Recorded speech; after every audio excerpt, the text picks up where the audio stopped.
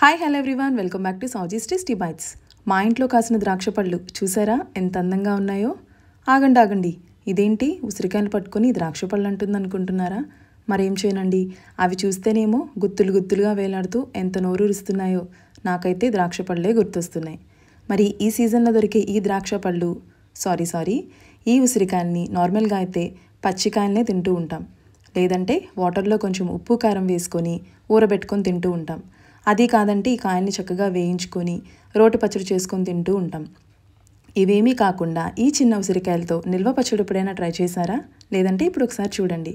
దీనికోసం ముందుగా స్టవ్ మీద ఒక ప్యాన్ పెట్టుకొని అందులో 4 టేబుల్ స్పూన్ ఆయిల్ వేసుకోండి. ఆయిల్ హీట్ అయ్యాక చిన్న టీ గ్లాస్తో 2 గ్లాసుల ఉసిరికాయల్ని వేసుకొని వేయించుకోండి.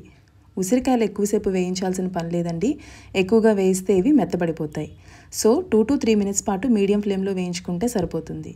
అలాగే ఇవి వేయించేటప్పుడు ఓవర్గా మిక్స్ చేయకండి, అలా మిక్స్ చేస్తే ముక్కలు అయిపోయే ఛాన్స్ ఉంది. సో ఇలా గోల్డెన్ కలర్ వచ్చే వరకు ఉసిరికాయని వేయించుకొని ఒక బౌల్లోకి తీసుకొని పక్కన ఉంచుకోండి. నెక్స్ట్ మిగిలిన ఆయిల్లో మనం తాలింపు వేయించుకోవాలి. దానికోసం ముందుగా 3 ఎండుమిర్చిని వేసుకోండి. నెక్స్ట్ ఇందులోనే కొంచెం శనగపప్పు, మినప్పప్పు, ఆవాల్ని కూడా వేసుకొని ఈ తాలింపుని ఒకసారి ఫ్రై చేసుకోండి. తాలింపు కొంచెం వేగాక ఇందులోనే కొంచెం కరివేపాకును కూడా వేసుకోండి. ఈ కరివేపాకు కూడా వేగిన తర్వాత ఇందులో 1/2 టీ స్పూన్ ఇంగువని కూడా వేసుకొని ఈ తాలింపుని ఆపేసి చల్లారనివ్వండి. ఇప్పుడు మనం ముందుగా బౌల్లోకి తీసుకున్న ఉసిరికాయల్లో 1.5 టేబుల్ స్పూన్ కారం, 1.5 టేబుల్ స్పూన్ ఉప్పు, అలాగే ఆవాలు మెంతులు కలిపి వేయించుకున్న పౌడర్ 1 టేబుల్ స్పూన్ వేసుకొని ఈ ఉప్పు కారాలన్నీ కూడా ఈ ఉసిరికాయలకి బాగా పట్టేలా కోట్ చేసుకోండి.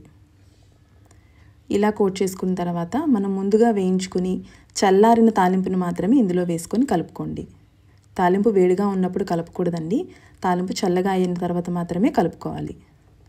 సో ఇలా కలుపుకున్న తర్వాత మీరు తినగలిస్తే దీంట్లో వెల్లుల్లి రెక్కల్ని పొట్టు తీసి వేసుకోవచ్చు, లేదు అంటే 1 టేబుల్ స్పూన్ వెల్లుల్లి పేస్ట్ని కూడా యాడ్ చేసుకోవచ్చు.